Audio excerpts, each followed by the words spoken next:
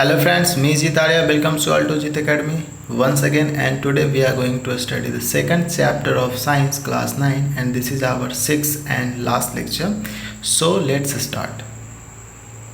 What are the types of pure substance? मतलब pure substance जो होते हैं वो कितने प्रकार के होते हैं, उसके क्या टाइप्स होते हैं, उसके बारे में यहाँ पे बताया गया है. On the basis of their chemical composition, substances can be classified either as element or compound. अब देखिए ये जो केमिकल कंपोजिशन के आधार पे on the basis of chemical composition जो सब्सटेंस है उसको दो भाग में कैटेगराइज किया गया. एक होता है एलिमेंट और दूसरा है कंपाउंड्स. अब पढ़ते हैं बारी बारी से कि एलिमेंट क्या होता है और देन आफ्टर कंपाउंड क्या होता है. एलिमेंट की बात करें तो बताया है Robert Boyle was the first scientist to use the term element in 1661 में. एक रॉबर्ट बॉयली नाम का एक साइंटिस्ट थे. उन्होंने 1661 ईस्वी में सबसे पहले एलिमेंट टर्म का यूज किया था. ठीक है. उनके बाद एंटोनी लॉरेंट लेवोइजर नाम था, एक वैज्ञानिक थे, केमिस्ट थे, ये French chemist, was the first to establish an experimentally useful definition of an element. तो ये जो साहब थे इन्होंने 1743 से इनका मतलब कि पीरियड था एंड 1794 यानी कि कहने का मतलब 94. ठीक है ना. तो इन्होंने क्या किया था, सबसे पहले डेफिनेशन दिया था एलिमेंट का, एक एक्सपेरिमेंटली यूजफुल डेफिनेशन दिया था. इनके अकॉर्डिंग क्या था, he defined an element as a basic form of matter that can not be broken down into simpler substances by chemical reaction. इन्होंने बताया कि जो एलिमेंट होता है तो किसी भी मैटर का बेसिक फॉर्म होता है जिसको हम लोग फर्दर डिवाइड नहीं कर सकते, या तो सिंपलर वन में उसको ब्रोक डाउन नहीं कर सकते. ठीक है, कोई भी केमिकल रिएक्शन द्वारा. तो ये था बेसिक डेफिनेशन एलिमेंट का इन साहब के द्वारा. ठीक है. अब बात करते हैं आगे. Element can be normally divided into metal, non metals and metalloids. अब देखिए एलिमेंट का भी फर्दर डिवीज़न हुआ है. तो इसको ना 3 कैटेगरीज में बांटा गया है. पहला है आपका metal, then after non metal and then after आपका मेटलॉइड्स. आप सभी का प्रॉपर्टीज़ देखेंगे कि मेटल किसको कहते हैं और मेटल का क्या क्या प्रॉपर्टीज़ होता है, नॉन मेटल का क्या होता है और मेटलॉइड किसे कहते हैं. ठीक है. तो अब देखिए सबसे पहले बताया है आपका मेटल के बारे में.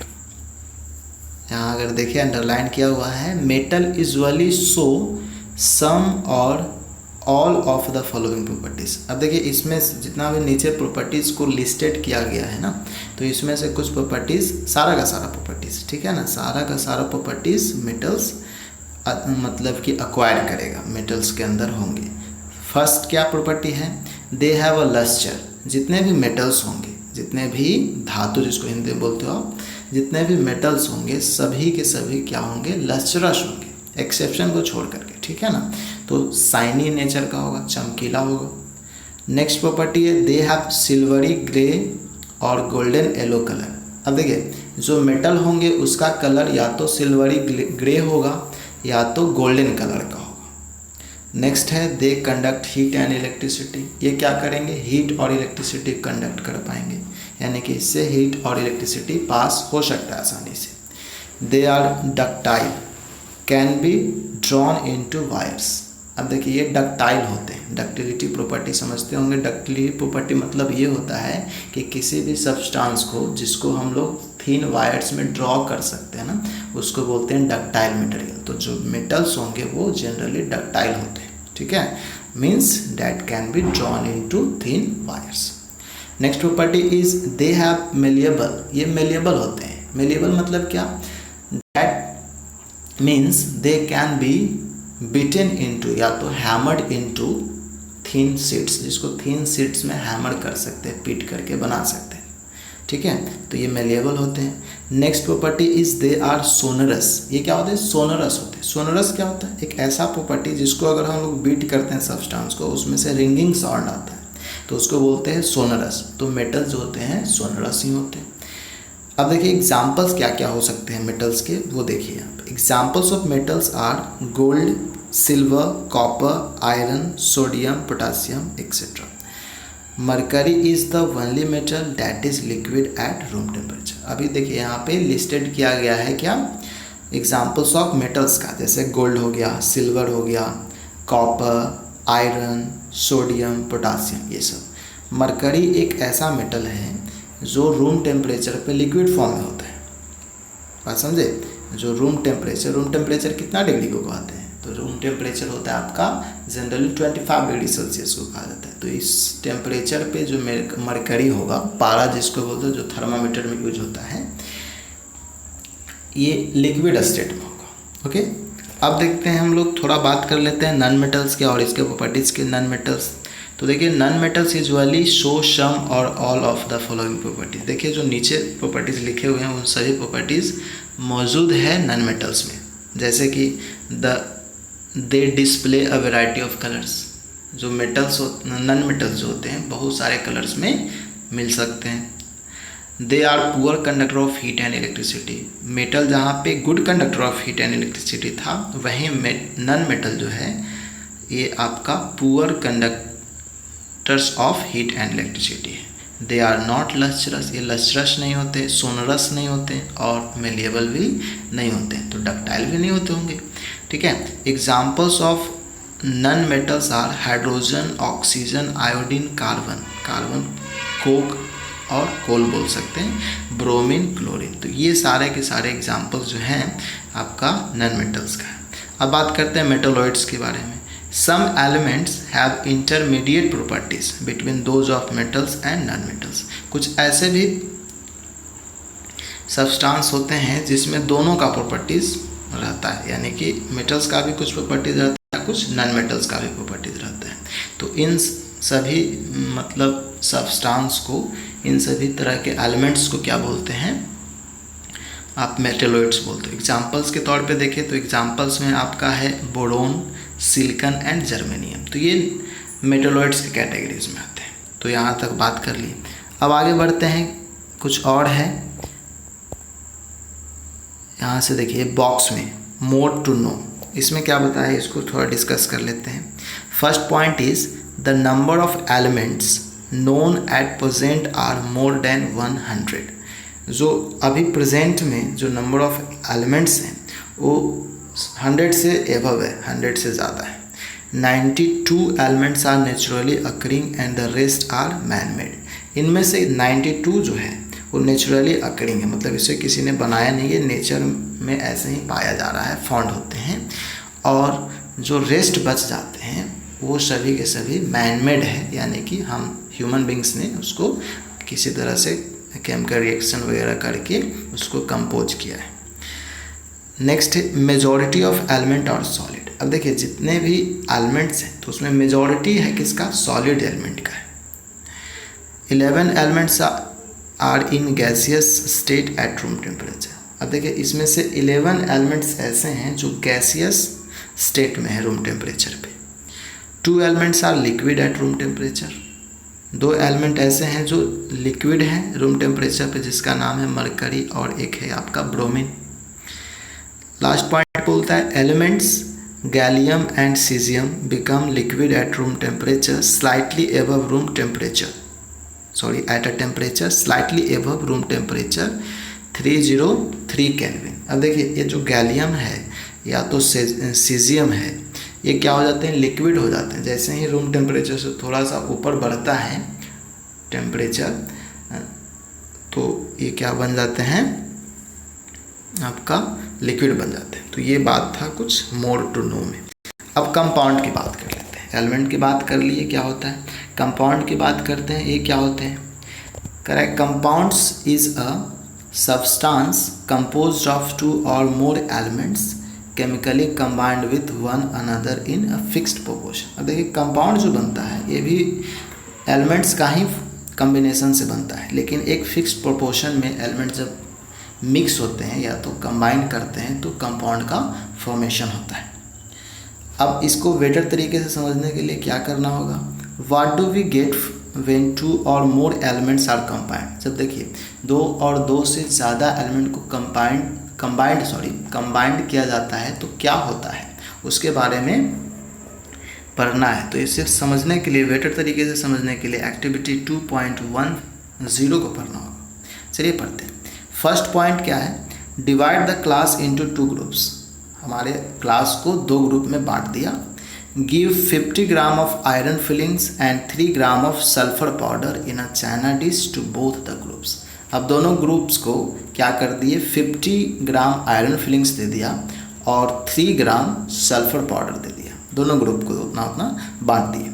ग्रुप फर्स्ट में क्या बोला, mix and crush iron filings and sulphur powder. Sulphur powder और आयरन फिलिंग्स दोनों को मिक्स करके क्रश कर देना, उसको पीस देना है, ठीक है, ग्राइंड कर देना है। सेकंड ग्रुप को क्या बोला गया, mix and crush iron filings and sulphur powder, heat this mixture strongly till red hot, remove from flame and let the mixture cool. Second group को बोला गया कि आप भी वैसा ही करो, पहले उसको मिक्स करो, उसको फिर से क्रश कर दो और उसके बाद इसको हीट करना है, ठीक है, इसको फ्लेम पे हीट करना है, तब तक हीट करना है जब तक कि वो पूरी तरह से रेड हॉट ना हो जाए। देन आफ्टर उसको हीट से हटा करके उसको कूल होने के लिए छोड़ देना है। अब देखिए ऑब्जर्व क्या हुआ, अब ऐसा करने के लिए बोला गया तो क्या हुआ।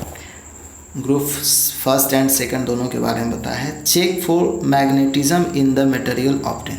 दोनों केस में मटेरियल जो ऑब्टेन हुआ उसमें चेक करते हैं कि मैग्नेटिज्म का प्रॉपर्टी किस में आ गया, यानी कि कौन जो है मैग्नेटिक प्रॉपर्टीज़ अक्वायर कर लिया। तो इसके लिए क्या किया गया कि bring a magnet near the material and check if the material is attracted towards the magnet. तो इसके लिए एक मैग्नेट लाया गया और सबके पास, दोनों मटेरियल के पास लाया गया, देखा गया कि कौन इससे अट्रैक्ट होता है। जो अट्रैक्ट होगा उसमें मैग्नेटिज्म प्रॉपर्टीज़ आ गया है, मैग्नेटिक प्रॉपर्टी। अब बात करते हैं आगे, compare the texture and colour of the material obtain by the group. तो जो कलर मतलब कि उसका कलर अगर चेंज हुआ है तो उसको ऑब्जर्व कर लेना है। नेक्स्ट है add carbon sulphide disulphide to 1 part of the material obtained, stir well and filter.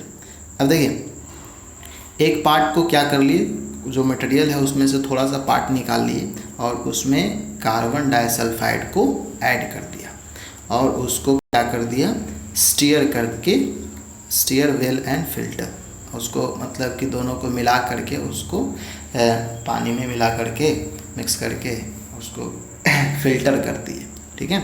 Add dilute sulphuric acid और dilute hydrochloric acid to the other part of, जो दूसरा पार्ट बचा तो उसमें क्या कर रहे हैं कि डाइल्यूट सल्फ्यूरिक एसिड या तो डाइल्यूट हाइड्रोक्लोरिक एसिड को ऐड करते रहें दूसरे पार्ट में।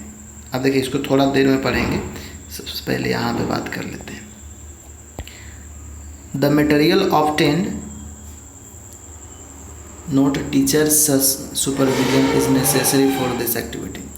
तो जो मटेरियल ऑब्टेन हुआ उसमें दूसरा जो पार्ट था उसमें सल्फ्यूरिक एसिड या तो हाइड्रोक्लोरिक एसिड जो है मिक्स कर दी।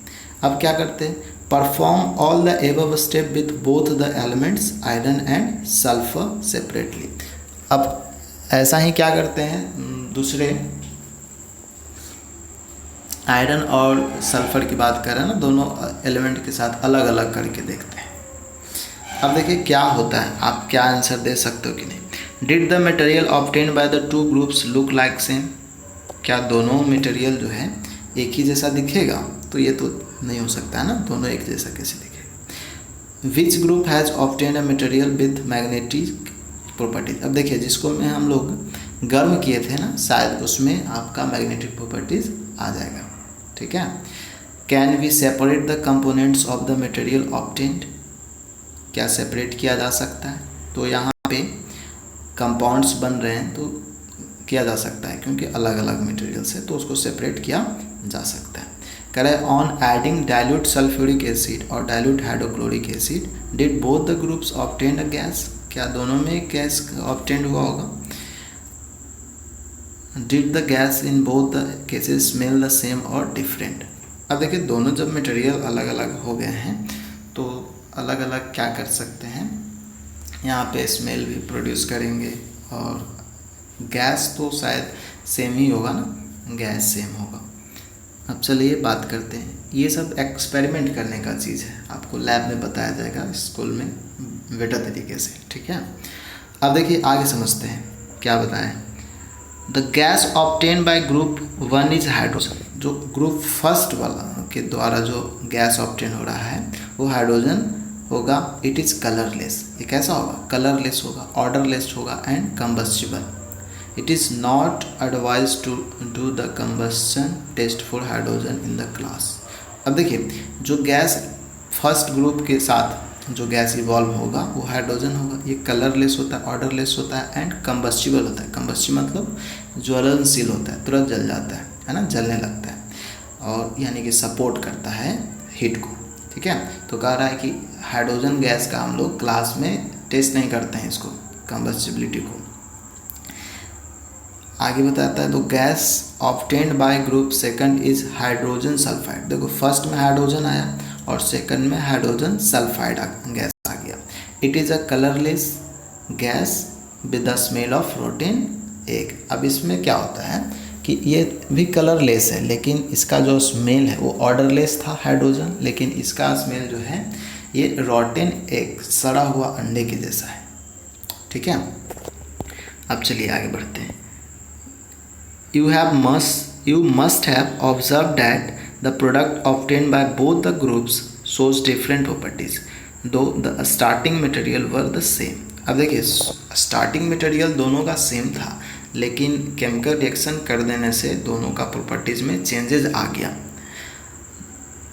Group 1 has carried out the activity involving a physical change, whereas in case of second a chemical change, a chemical reaction has taken place. अब देखिए फर्स्ट में सिर्फ उसको मिक्स करके ग्राइंड कर दिए थे फर्स्ट ग्रुप में, और तो क्रश कर दिए थे, तो वो एक तरह का फिजिकल चेंज हुआ था। उसके स्ट्रक्चर में चेंज तो कर दिए थे, लेकिन उसके अंदर जो कंपोजिशन था उसमें चेंज नहीं कर पाए थे। लेकिन सेकंड ग्रुप में जिसको हिट कर दिए थे तो उसमें पूरी तरह से केमिकल रिएक्शन हो चुका था और ये केमिकल चेंज हो गया था। अब हम लोग जानते भी हैं कि केमिकल चेंज में प्रॉपर्टी चेंज हो जाता है और परमानेंट चेंज होता है, लेकिन फिजिकल चेंज एक तरह का टेम्पोररी चेंज होता है। तो इस कारण से उसका प्रॉपर्टीज़ में चेंज नहीं आया था, लेकिन इस सेकंड ग्रुप वाले में प्रॉपर्टीज़ में चेंज आ गया था। अब देखिए यहाँ से कुछ और पॉइंट्स है, इसको डील करने से पहले हम लोग पहले आ जाते हैं इस टेबल में, देख लेते हैं क्या बताया है। हाँ, मिक्सचर एंड कंपाउंड्स के बारे में बताया है, दोनों को क्या बोल सकते हैं, डिस्टिंग्विश कर दिया है। जैसे फर्स्ट पॉइंट बताता है मिक्सचर का कि एलिमेंट्स और compound just mix together to form a mixture and no new compound is formed. अब मिक्सचर के केस में क्या होता है, दो एलिमेंट या तो कंपाउंड मिक्स कर देते हैं और इससे न्यू सब्सटेंस का फॉर्मेशन नहीं होता है। मिक्स कर जाते हैं लेकिन न्यू सब्सटेंस का फॉर्मेशन नहीं होता है, लेकिन element react to form a new compounds. अब कंपाउंड्स के केस में एलिमेंट रिएक्ट करते हैं, यहाँ पे सिर्फ कंबाइंड मिक्स हो रहे थे, यहाँ पे रिएक्ट करते हैं और एक न्यू कंपाउंड का फॉर्मेशन हो जाता है। सेकंड पॉइंट बोलता है a mixture has a variable composition. जो मिक्सचर है इसमें वेरिएबल कंपोजिशन होगा, यानी कि दो अगर एलिमेंट है तो इनडेफिनेट प्रोपोर्शन में दोनों को मिला सकते हैं, कोई टेंशन नहीं है। लेकिन the composition of each new substance is always fixed. यहाँ पे क्या होगा, फिक्स्ड होगा, एलिमेंट का जो कंपोजिशन होगा वो फिक्स्ड होगा, तभी जा करके कंपाउंड्स बनेंगे।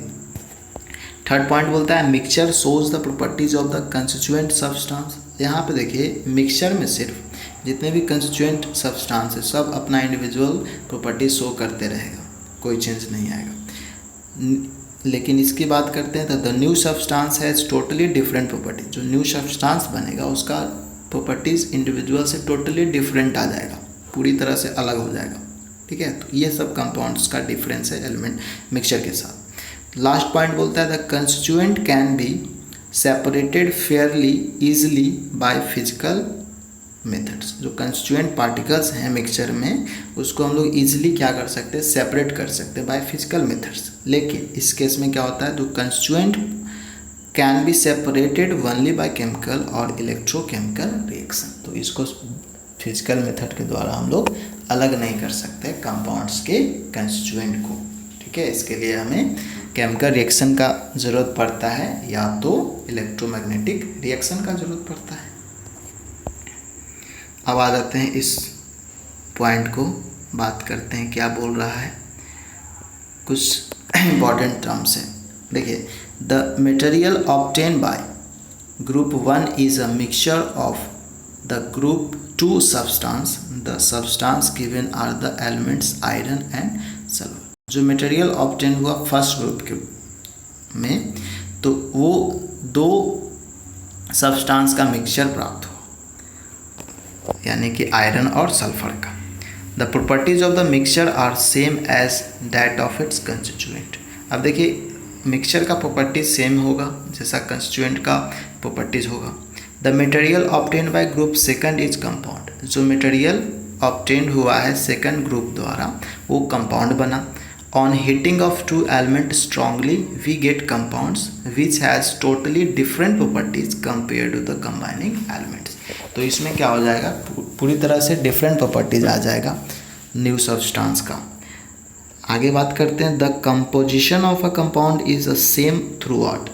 देखिए, जो कंपाउंड होगा उसमें कंपोजिशन होगा, जितने भी कंस्टिट्यूएंट पार्टिकल्स का है वो पूरी तरह से यूनिफॉर्म होगा, मतलब कि कहीं कम कहीं ज़्यादा नहीं, ठीक है। We can also absorb that the texture and the colour of the compound are the same throughout. इसके टेक्सचर या तो कलर जो होगा वो भी पूरी तरह से सेम होगा। Thus we can summarize the physical and chemical nature of matter in the following graphical organizer। अब देखिए, इसको हम लोग ग्राफिकल ऑर्गेनाइजर के थ्रू, मतलब एक फिगर के थ्रू हम लोग समराइज कर सकते हैं इस पूरे चैप्टर को सिंपल से। फर्स्ट क्या है, मैटर। मैटर में सॉलिड, लिक्विड और गैस आ गया। Matter is further divided into two parts, that is pure substance and mixtures. Pure substance में फिक्स्ड कंपोजिशन होगा, लेकिन मिक्सचर में बात करेंगे तो नो फिक्स्ड कंपोजिशन। अब देखिए, further pure substance is further divided into two parts, that is element and compounds, and again mixture is also divided into two parts, heterogeneous and homogeneous। अब element की बात करते हैं तो element cannot be broken down to simpler substance। Compound की बात करते हैं, have fixed composition can be broken down into elements by chemical और electrochemical reactions। एलिमेंट के एग्जाम्पल की बात करते हैं तो इसका एग्जाम्पल में होगा copper, oxygen, iron, hydrogen and mercury. Compounds की बात करते हैं तो इसमें एग्जाम्पल हो जाएगा water, methane, sugar, salt etcetera. Homogeneous की बात करते हैं तो होमोजेनस मिक्सचर एक यूनिफॉर्म कंपोजिशन रखता है, जबकि जो हेट्रोजेनस मिक्सचर होता है नॉन यूनिफॉर्म कंपोजिशन रखता है। एग्जाम्पल की बात करें होमोजेनस की तो इसमें एग्जाम्पल आएगा sugar in water, salt in water, sulphur in carbon disulphide, water and alcohol. Heterogeneous की बात करें for example sand and salt, sugar and salt, would, blood, water in oil etcetera. ये सब हेट्रोजेनस में आएगा। तो इस तरह से इस चैप्टर का समापन होता है। आई होप आप सभी को समझ में आया होगा, और एक बार प्लीज़ सभी इसके लेक्चर जितने भी पार्ट्स हैं वो सभी देख लीजिए ताकि बढ़िया से ये समझ में चैप्टर्स आ जाए। इसका सॉल्यूशन, अगर एक्सरसाइज का सॉल्यूशन आप लोग चाहते हो तो डिस्क्रिप्शन बॉक्स में मैं लिंक के तौर पे दे दूंगा, आप वहाँ से डायरेक्ट डाउनलोड कर सकते हो और समझ सकते हो। ठीक है, आज के लिए इतना ही रखते हैं। Thanks for watching this video. Thank you very much.